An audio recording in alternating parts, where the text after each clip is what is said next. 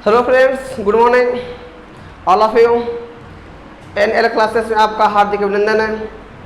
Friends, इसके पहले वाले वीडियो में हम लोग बात किए थे विजयनगर साम्राज्य और इसकी राजधानी की, इसकी एक झलक, इसकी खोज और इसकी इतिहास कि किसने इसकी खोज किए थे, किसने इसकी संस्थापक थे, उसके बारे में हम लोग बात किए थे। तो फ्रेंड्स, आज हम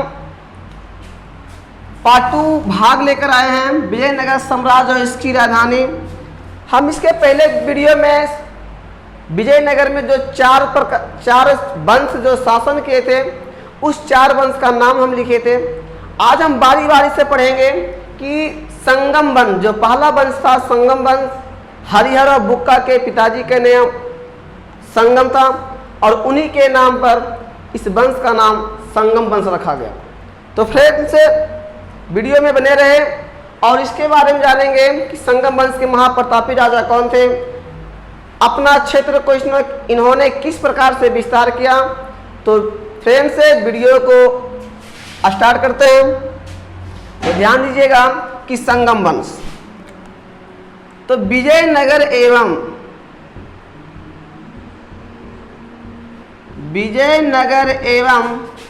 संगम वंश के पहले राजा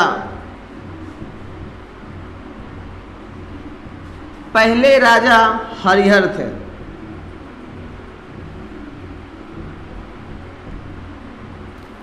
विजयनगर एवं संगम वंश के पहले राजा कौन थे? हरिहर। अगर क्वेश्चन ऑब्जेक्टिव में पूछा जाएगा कि विजयनगर के पहले वंश का क्या नाम था, तो संगम वंश, उसके पहले राजा कौन थे? तो हरिहर थे, जो 2 भाई थे। इन्होंने 1336 ईस्वी में विजयनगर की स्थापना करते हैं और 1356 तक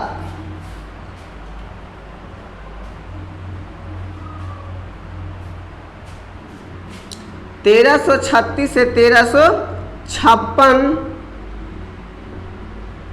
तक ये शासन करते हैं।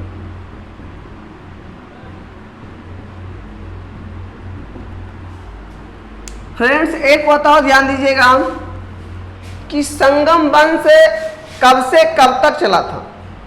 तो संगम वंश जो चला था फ्रेंड्स 1336 से 1485 तक। 1336 से 1485 तक इस संगम वंश में बहुत सारे राजा आए और अपने गद्दी पर बैठकर विजयनगर के साम्राज्य को और आगे बढ़ाते हैं। एक तो हमें समझ में आ गई, और उसके बाद ये विजयनगर के जो पहले राजा हरिहर थे, जिन्होंने 1336 ईस्वी में विजयनगर की स्थापना करते हैं और करने के बाद 56 तक ये सत्ता में रहते, शासन करते हैं, गद्दी पर बैठे हुए रहते हैं। कहा जाता है कि इन्होंने वह पराक्रमी राजा थे। कैसी राजा थे? पराक्रमी राजा थे, जिन्होंने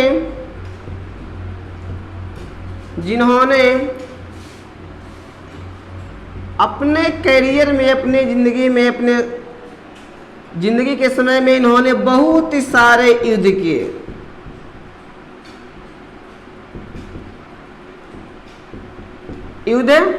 और लगभग हर युद्ध में उन्हें विजय प्राप्त हुआ।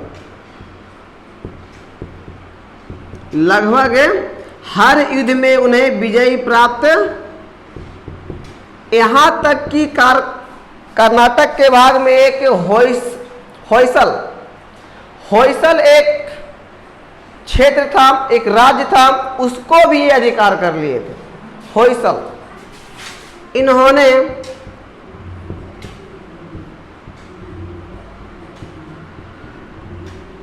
होयसल राज्य पर भी अधिकार कर लिए।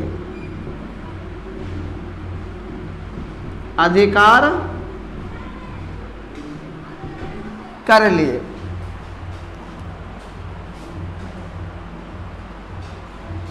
और जब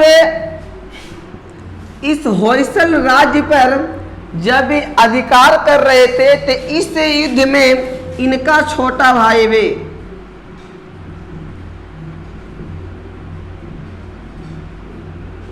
इनका छोटा भाई का नाम बुक्का था।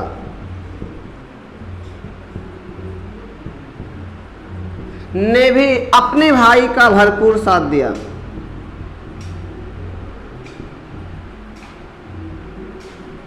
भरपूर साथ दिया। कहने का मतलब हुआ जब ये होयसल क्षेत्र पर अधिकार कर रहे थे हरिहर, तो इनके साथ इनके छोटा भाई था, जिन छोटा भाई का नाम बुक्का था। अब बुक्का और बड़े भाई हरिहर ने दोनों मिलकर होयसल के जो क्षेत्र थे उस पर अधिकार करते हैं।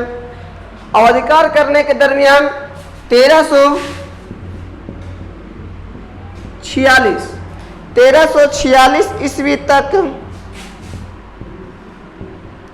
पूरा क्षेत्र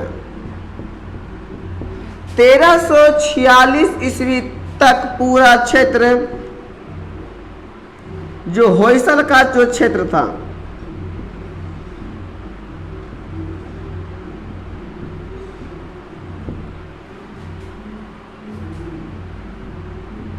अधिकार कर लिए। अधिकार कर लिए। अब क्या होता है कि अधिकार करने के बाद जैसे ही इन्होंने अपने भाइयों के साथ 1346 ईस्वी तक के लगभग जितने होयसल का जो क्षेत्र था उस होयसल के क्षेत्र पर अधिकार जो कर लेते हैं, 1346 ईस्वी आते आते तक पूरा होयसल का जो क्षेत्र था वो कब्जा हो जाता है विजयनगर का। विजयनगर साम्राज्य में उसको मिला लिया जाता है, विजयनगर राज्य में उसे मिला लिया जाता है। और मिलाने के बाद यहीं पर इसके विपरीत विरोधी एक और राजा हुआ करते थे जिसका बहमनी क्षेत्र का राजा, उसका नाम लिखते हैं। तो बहमनी दूसरी और बहमनी क्षेत्र का राजा, बहमनी क्षेत्र का जो सुल्तान था अलाउद्दीन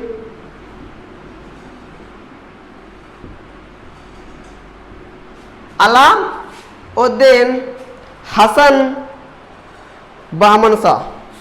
बहमनी क्षेत्र का जो सुल्तान था अलाउद्दीन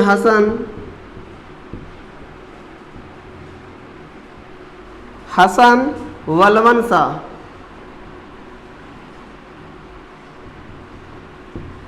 वलवन शाह ने बलमन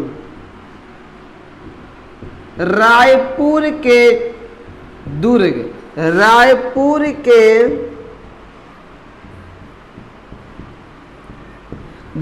पर अधिकार कर लिया। अधिकार कर लिया। तो अधिकार कर लेने के बाद बहमनी क्षेत्र का जो सुल्तान था अलाउद्दीन हसन बलवन शाह ने रायपुर के दुर्ग पर क्या कर लेता है? अधिकार कर लेता है। रायपुर के दुर्ग पर अधिकार कर लेता है। तो इस प्रकार से हमने आज पढ़े कि संगम वंश जो 1336 से लेकर 1485 तक चला था और इस वंश में कुल कितने राजा शामिल थे, गद्दी पर बैठे थे, उसके बारे में बारी बारी से बात कर रहे हैं। तो पहले हमने पढ़े विजयनगर के जो राजा थे, पहले राजा जिनका नाम था हरिहर, जिन्होंने 1336 से लेकर 56 तक शासन करते हैं। और शासन करने के दरमियान वह बहुत ही बड़े प्रतापी राजा थे। प्रतापी राजा होने के कारण बहुत सारे इन्होंने युद्ध करते हैं और लगभग युद्ध में इन्हें विजय प्राप्त होता है। एक बार की तो ऐसा बात होता है कि होयसल के क्षेत्र पर भी ये अधिकार कर लेते हैं और 46 तक 1346 ईस्वी आते थे लगभग पूरे जो होयसल का जो क्षेत्र था उस पर पूरा कब्जा किसका हो गया? विजयनगर का हो गया। फिर इसके बाद इसके बहमनी क्षेत्र के जो सुल्तान अलाउद्दीन हसन, उनका पूरा नाम अलाउद्दीन हसन बलबन शाह ने क्या करते हैं कि एक दुर्ग है जो रायपुर का एक दुर्ग था, और उस रायपुर के दुर्ग में क्या कर लिया, उसे अधिकार कर लिया। अब हम तो यहाँ तक पढ़ लिए, अब इसके बारे में जानेंगे कि संगम वंश के बाद जब इनकी मृत्यु जब 56 में हो जाता है तो इसके बाद कौन सा वंश, यही वंश के दूसरा राजा कौन हुए, उसके बारे में बात करेंगे। तो फ्रेंड्स इसको मिटाते हैं।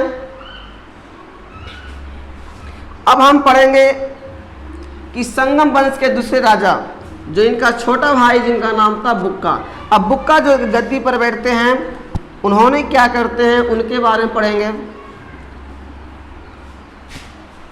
बहुत ही मजेदार ये टॉपिक है फ्रेंड्स। अब देखिए क्या हुआ, अब हम जो पढ़ेंगे संगम वंश के बारे में दूसरा राजा जिनका नाम था बुक्का। अब बुक्का के बारे में जानेंगे कि ये कब से कब तक शासन करते हैं। तो बुक्का के बारे में पढ़ रहे थे फ्रेंड्स कि बुक्का जो थे 1356 से लेकर 77 तक बुक्का संगम वंश के राजा बने रहते हैं। और ये अपनी राजा बनने के समय में कैसे राजा थे उसके बारे में बात करेंगे। जब युद्ध कर रहे थे तो जब युद्ध में से पराजय मिली तो क्या घटना घटी थी उसके बारे में बात करेंगे। तो संगम वंश के दूसरे राजा जो थे जिनका नाम था बुक्का। अब जानेंगे फ्रेंड्स कि बुक्का जो थे किस प्रकार से थे। तो जब 1356 ईस्वी में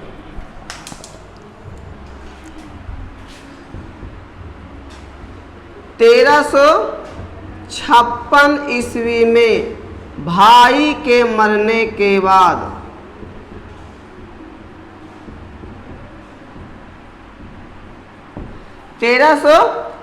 ईस्वी में भाई के मरने के बाद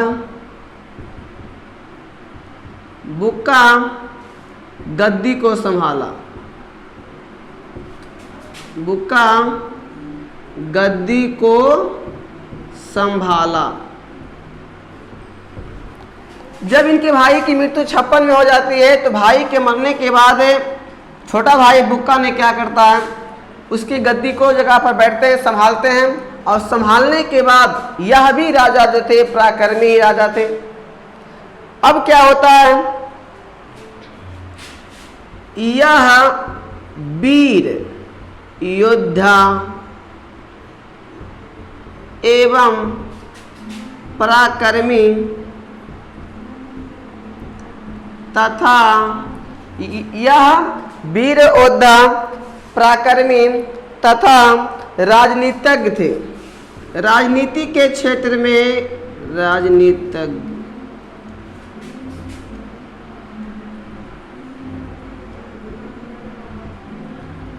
राजनीति के क्षेत्र में काफी इनके पास नॉलेज था।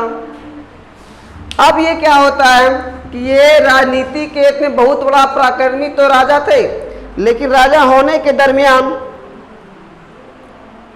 इन्होंने क्या करते हैं कि मादुरा एवं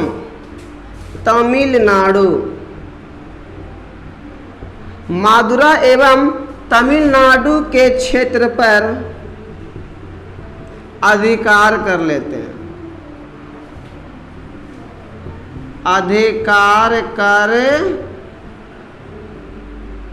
ध्यान दीजिए, इन्होंने मादुरा एवं तमिलनाडु का जो क्षेत्र था उसको अधिकार कर लेते हैं, और अधिकार कर लेने के दरमियान उसके बाद वे विजयनगर साम्राज्य में से मिला लेते हैं। अब मैप में देखेंगे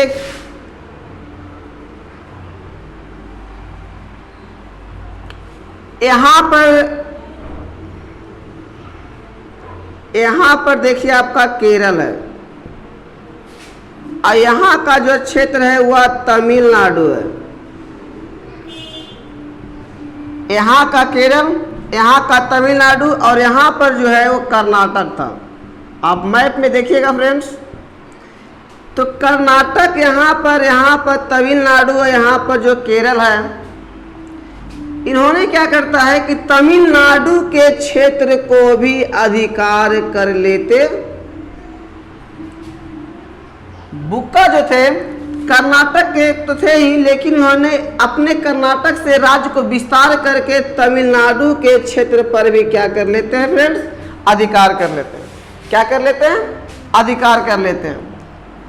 ध्यान दीजिएगा, अब ये क्षेत्र को भी अधिकार कर लेते हैं। तो अधिकार कर लेने के बाद, अधिकार कर लेने के बाद एक घटना घटता है कि इसके समय में भी,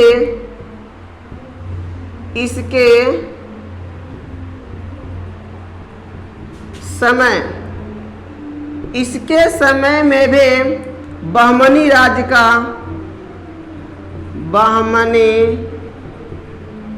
राज्य का बोलबाला था, बोलबाला था। अब 1367 की बात है, 1367 की बात है कि बुक्का ने 1367 ईस्वी में बुक्का ने क्या करता है कि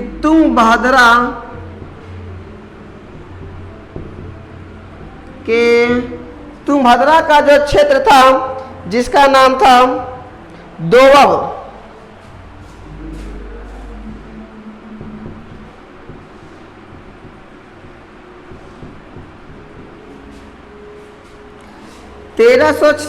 ईस्वी में बुक्का ने तुंगभद्रा के क्षेत्र दोवब जो क्षेत्र था, उस क्षेत्र मुगदल के किला पर हमला कर देता है। एक किला था जिसका नाम था मुगदल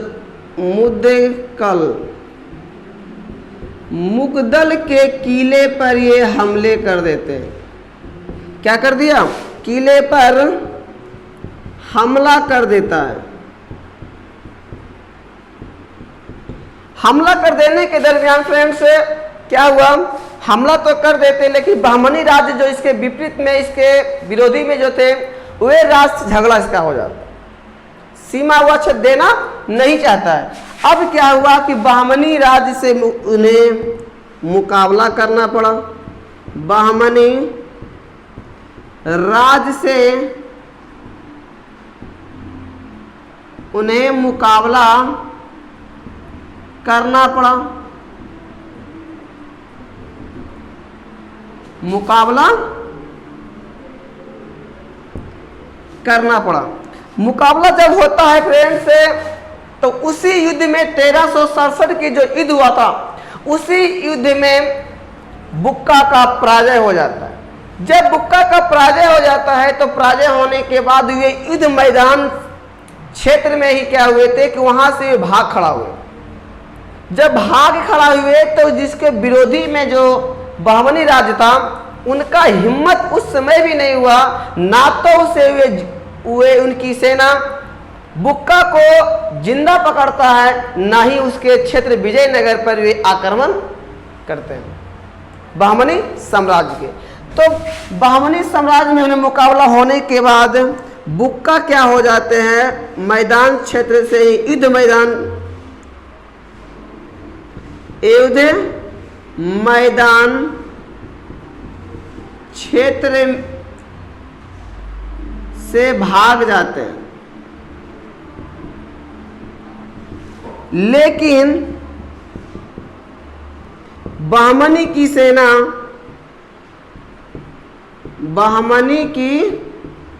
सेना ना तो उसे पकड़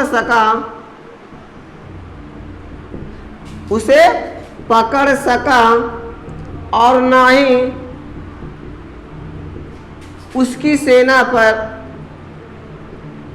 उसके जो नगर विजयनगर था, उसकी नगर पर अधिकार किया।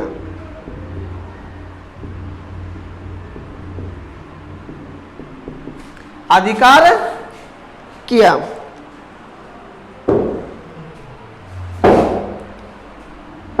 अधिकार करने के दरमियान जब ये लड़ाई लड़ने के लिए जा रहे थे, तो एक आदमी को बुक्का ने छोड़ देते हैं, बकिए उस छावनी में जितने लोग थे सबको धड़ से अलग कर देते हैं। एक ही व्यक्ति को बुक्का छोड़ते हैं, बाकी उस छावनी में जितने लोग थे सबको वे मार दिए। और बताया जाता है कि पहली बार तोप का प्रयोग इस युद्ध में हुआ था। पहली बार तोप का जो प्रयोग हुआ था इसी युद्ध में हुआ था 1367 में। और होने के बाद वे युद्ध मैदान से भाग जाते हैं, और जैसे ही भाग जाते हैं तो उसके बहमनी राज की सेना जो था ना तो उसको पकड़ा और ना ही उसके राज्य पर अधिकार किया। आगे क्या हुआ ध्यान दीजिएगा। उसके बाद अब जब नहीं पकड़ाया तो नहीं पकड़ाने के दरमियान जब ये ना तो अधिकार किया ना तो भागा, भाग तो गए किया था, ना पकड़ा ना उसके राज पर अधिकार किया बहमनी राज्य, तो क्या होता है कि दोनों कुछ समय के बाद, कुछ दिनों के बाद दोनों में एक संधि होती है। और उस दोनों में जो संधि होती है उस संधि में यह निर्णय लिया गया था कि बिना निहत्थे असहाय लोगों पर ना तो हमारी सेना ना तो आपकी सेना उसे मार सकते है। लड़ाई तो होते रहेगा, लेकिन एक संधि कीजिए कि इस संधि में जो असहाय लोग, इसके पास कोई अस्त्र शस्त्र नहीं रहेगा, उसे आपकी सेना ना तो मेरी सेना मार सकती है। जब उसके पास में हथियार रहेगा तभी सेना उसे, आपस में दोनों ये संधि हो जाता है। होने के दरमियान इन्होंने जो थे 1377 ईस्वी तक शासन करते हैं। और शासन करने के दरमियान फिर इसके बाद एक राजा और आते हैं जिसका नाम रहता है देवराय प्रथम। अब उनके बारे में हम जानेंगे, तो ध्यान दीजिएगा। इसके एक बार इसको बैक करके एक बार देख लेते हैं कि ये बुक्का जो थे बड़े भाई के मरने के बाद गद्दी पर बैठे 56 में। यह वीर योद्धा एवं पराक्रमी राजनीतिक थे, शासक थे, और इन्होंने मदुरा एवं तमिलनाडु के क्षेत्र पर भी अधिकार किया था। अधिकार करने के बाद इसके विरोधी में बहमनी राज्य का बोलबाला था। 67 में जब ये तुंगभद्रा के दोअब क्षेत्र पर जैसे ही ये आक्रमण करना चाहते हैं तो एक आदमी को उन्होंने छोड़ दिए थे, बाकी सब लोग को उस छावनी में जितने लोग थे सबको धड़ से अलग कर दिया, मतलब जान से मार दिए। उस समय उसके विरोधी जो बहमनी राज आक्रमण कर देता है, युद्ध होता है, लेकिन कुछ समय के बाद पराजय हो जाती है। किसके? तो पराजय उस समय हो जाता है बुक्का का। पराजय होने के दरमियान वे वहाँ से भाग जाते हैं, और उसके जो बहमनी साम्राज्य के जो राजा थे, शासक था, ना तो उसे पकड़ा और ना ही उसे उसकी सेना पर या उसके विजयनगर जो साम्राज्य था उस पर अधिकार किया। अब देखिए क्या हुआ कि अधिकार करने के बाद दोनों में संधि हुआ था। संधि में यही निर्णय लिया गया था कि बिना निहत्थे लोगों एवं असहाय लोगों पर करना क्या है, बिना निहत्थे लोगों पर आप ना तो मेरी सेना ना ही आपकी सेना उस पर वार कर सकती है, उसे मार सकती है। 77 में इनके मृत्यु हो जाती है। और मृत्यु हो जाने के बाद जो दूसरा राजा इसके बाद आए थे उस राजा का नाम था देवराय प्रथम। और देवराय प्रथम से पहले एक राजा आए थे जिसका नाम था हरिहर द्वितीय। तो अब हम हरिहर द्वितीय के बारे में बात करेंगे। हरिहर द्वितीय के बाद बात करेंगे देवराय प्रथम के बारे में। देवराय प्रथम के बाद आए थे देवराय द्वितीय, उसके बारे में बात करेंगे। तो चलिए फ्रेंड्स, आप इसे स्क्रीनशॉट कर सकते हैं। इसके बाद हरिहर द्वितीय कैसा राजा थे उसके बारे में बात करेंगे।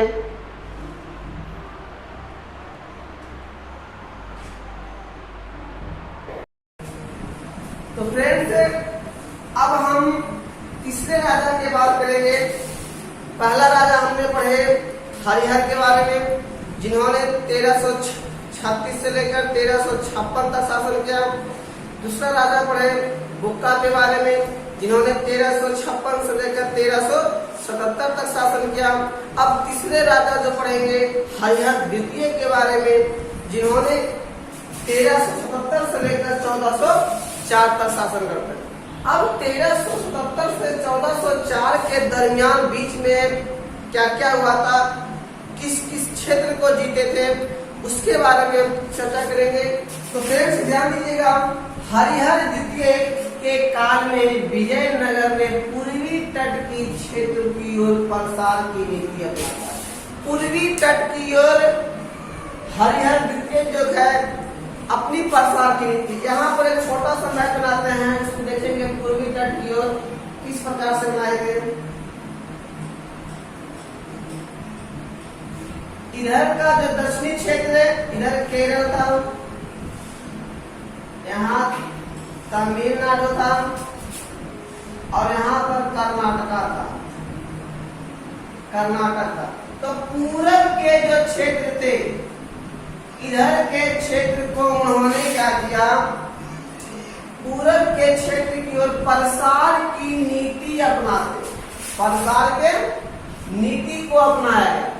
पूर्वी क्षेत्र में अपना ये दबदबा बनाए रखे, अपना दबदबा बनाने के लिए एक नीति को अपनाता है और वे आगे बढ़ जाते हैं युद्ध करने के लिए। और उस युद्ध में कौन कौन सा क्षेत्र को जीतते हैं, तो फ्रेंड्स ध्यान दीजिएगा हम कौन कौन सा क्षेत्र को वे जीते। तो प्रसार की नीति अपनाने के बाद उन्होंने कनारा के क्षेत्र को जीता, मैसूर, तिरुचिरापल्ली, कांचे, चिंगलकोट इत्यादि क्षेत्रों पर वे विजय प्राप्त किए। और उन्होंने यहाँ तक भी नहीं छोड़ा, विजय प्राप्त करने के बाद दक्षिण तक चले गए और वहां पर जो पड़ोसी देश श्रीलंका थे, उस पड़ोसी देश के उत्तरी क्षेत्र में भी वे अपना युद्ध नीति को अपनाते हैं। कैसे, यहाँ पर इंडिया था,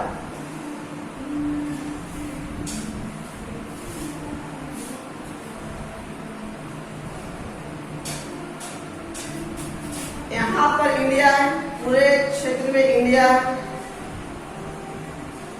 और यहाँ से एक श्रीलंका का भाग है, यहाँ पर श्रीलंका लटका हुआ, श्रीलंका यहाँ पर लटकी हुई है। अभी दक्षिण तक ये जीतिए लिए थे, तमिलनाडु के क्षेत्र पर ये अधिकार करने के बाद ये यहाँ तक भी नहीं छोड़ा और इसके उत्तरी क्षेत्र, श्रीलंका के उत्तरी क्षेत्र में भी इन्होंने अपनी सेना को वहां पर भेज दिया। ऐसा याद आता, एकदम विस्तार, अपनी जो राज्य था उस क्षेत्र को विस्तार काफी करना चाह रहे और विस्तार के दरमियान उन्होंने श्रीलंका के ऊपरी क्षेत्र पर वे उन्होंने युद्ध नीति क्या की अपनाई। सोचिए, देश के साथ साथ विदेश में यह नीति आ गई चंद्रगुप्त मौर्य की तरह, जिस प्रकार से अफगानिस्तान के क्षेत्र तक ये अब कब्जा कर लिए। चंद्रगुप्त मौर्य से अब यह पहला शासक थे, जिन्होंने महाराजधीराज की उपाधि धारण करते हैं। अगर फ्रेंड्स क्वेश्चन आ जाएंगे, महाराजधीराज उपाधि धारण करने वाले पहले शासक कौन थे, तो हरिहर द्वितीय किस वंश के थे, तो संगम वंश के। कब से कब तक शासन के 77 से 1404 तक। तो हमने ज्यादा तो कुछ नहीं किए थे। हरिहर द्वितीय किस प्रकार से हम इनके बारे में पढ़े। हरिहर द्वितीय के बाद जो राजा आए थे उसका देवराय प्रथम के बाद दूसरे बार राजा जो बने देवराय द्वितीय, सबके बारे में बात करें फ्रेंड्स। तो इसके बाद पहला राजा पढ़ लेते हैं। हमने शुरू किया था 1336 से लेकर 1404 तक हमने पढ़ ली कि 1336 से लेकर 1404 तक कौन कौन राजा शासन किए विजयनगर में। तो 1336 से पहले राजा का नाम था हरिहर, दूसरा राजा उनके भाई हुक्काम, तीसरा राजा पढ़े हमने हरिहर द्वितीय के बारे में। अब पढ़ेंगे हम इसके बाद कि देवराय प्रथम कैसे राजा थे और युद्ध को जब ये हार जाते हैं तो क्या करते हैं, बहुत ही मजा आएगा फ्रेंड्स। तो ध्यान दीजिएगा हम क्या हुआ।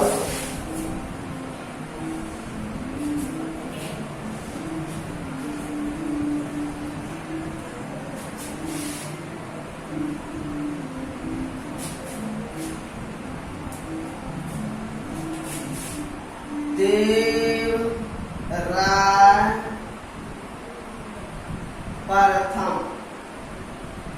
देवराय कब से कब तक? तो 1404 से 1422 तक।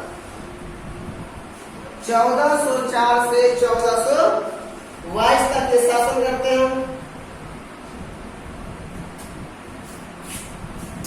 देखिए क्या हुआ। हरिहर द्वितीय, हरिहर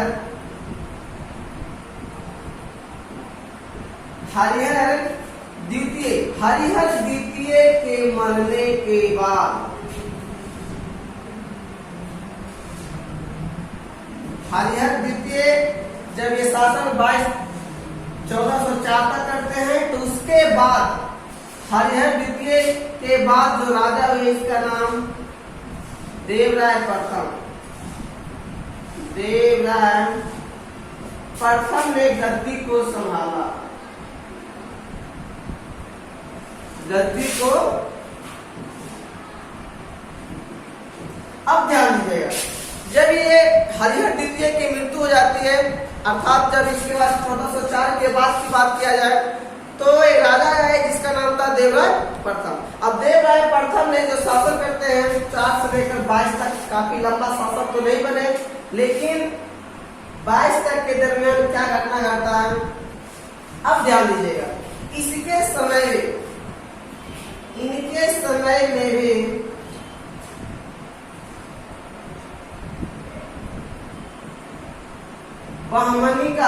बहमनी जो राज था, संघर्ष जारी रहा। क्या रहा? संघर्ष। अब इनके समय में भी बहमनी राज का जो संघर्ष था वो जारी रहता है, युद्ध होते रहता है। अब युद्ध होते रहते के दरमियान जब संघर्ष इनका जारी था, तो संघर्ष जारी रहने के बाद क्या होता है कि लड़ाई लड़ते रहते हैं दोनों में। मतलब ये हो गया कि बहमनी राज्य, बहमनी और देवराय प्रथम, देवराय प्रथम के बीच युद्ध होता रहता है, बीच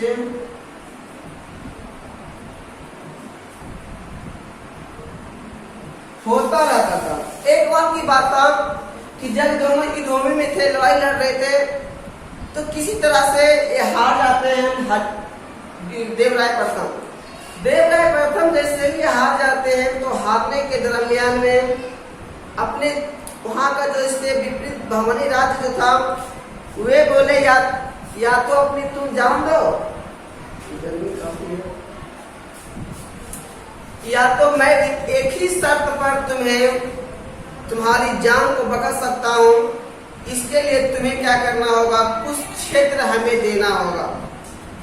बोले इतनी सी महाराज, बस आप मेरी जिंदगी एक बार तो बख्श दीजिए, हम आपके क्षेत्र देंगे। तो ये हुआ था क्या कि जैसे ही इनकी जिंदगी को बख्श देते हैं, तो इनका एक बेटी था, और इनकी बेटी का जो विवाह कर देते हैं बहमनी राज्य के शासक के साथ कर देते हैं, और उनके बदले में भी क्या करते हैं कि एक क्षेत्र देते हैं जिनका नाम रहता है बांकापुर। बांकापुर। अब ध्यान दीजिएगा कि हुआ कर गया, जैसे ही युद्ध हार जाते हैं, युद्ध पराजित के बाद, युद्ध में हारने के बाद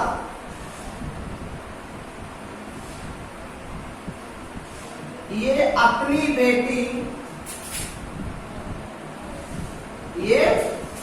बेटी की विवाह बहमनी राज्य के शासक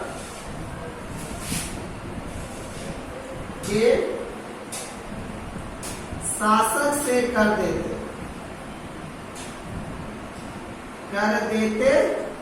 और साथ में क्या देते, और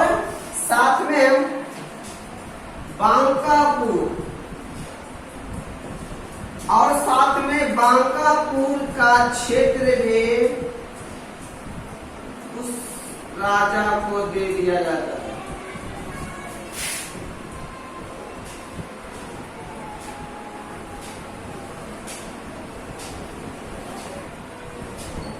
उस राजा को दे दिया जाता है। अब दे दिया जाने के दरमियान होता क्या है, वो जिंदगी तो इनको मिल गया, अपनी बेटी का विवाह उनके साथ करवा दिए। करवाने के दरमियान वहाँ का पानी की जो विजयनगर में पानी की जो सुविधा थे बहुत कम, तो उन्होंने क्या किए थे कि विजयनगर में पानी की जो सुविधा थी उस पर तुंगभद्रा नदी पर एक बांध बनवा करके उससे क्या किया गया था कि बांध को जैसे ही बनाए थे तो बांध को बनवाने के बाद उसमें क्या किया गया था कि नहरे को निकाला गया, नहर को निकाला गया। मतलब जब पानी की जब सुविधा कम थे तो विजयनगर के क्षेत्र में जो राजा ये थे जिंदगी पुनः मिल गया था वापस, क्योंकि अपनी बेटी का विवाह तो करवाए थे ना। हाँ, तो अब क्या हुआ कि उन्होंने एक नहर का निर्माण करवाए थे जो तुंगभद्रा के दोनों क्षेत्र से ये उस पर एक बांध बनवा कर बांध को बांधने के बाद एक नहर का निकाले थे और उस नहर की सुविधा जो पानी विजयनगर में आती थी। इन्होंने इस प्रकार से क्या किया फ्रेंड्स, काम किया। अब इन्हीं के शासन काल में अगर बात किया जाए, ये एक यात्री आए थे, उस यात्री का नाम था निकोली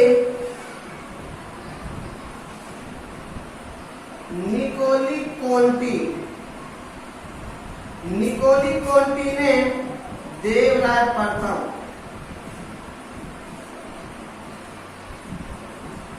निकोली कोटी ने देवराय प्रथम के शासन काल में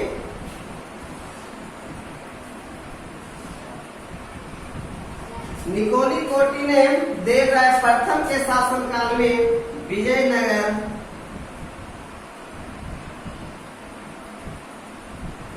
की यात्रा करने आया था।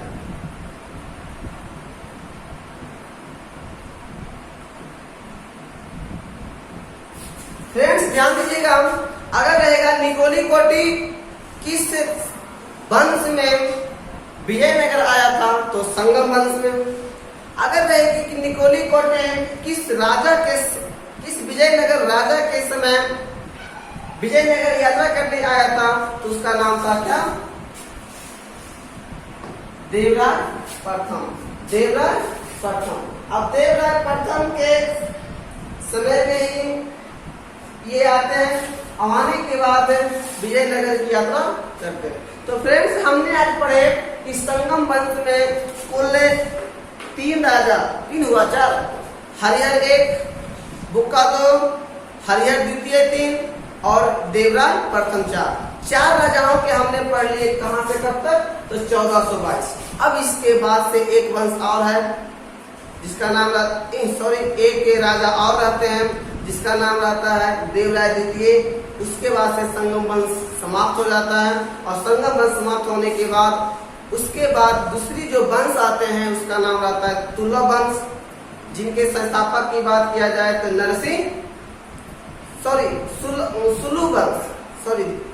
सुलु वंश दूसरा जो थे सुलु वंश के संस्थापक का नाम रहता है नरसिंह सुलु।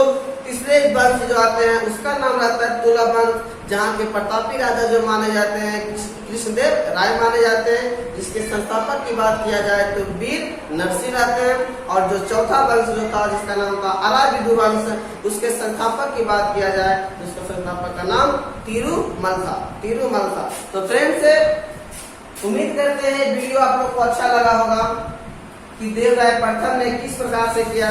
इन्होंने लड़ाई तो लड़े, लेकिन विजयनगर में लड़ाई लड़ने के बाद इन्होंने बहमनी राज से हार जाते हैं और अपनी बेटी को उसके साथ विवाह करवा देते हैं, शादी करवा देते हैं। जिंदगी तक पुनः मिल जाता है।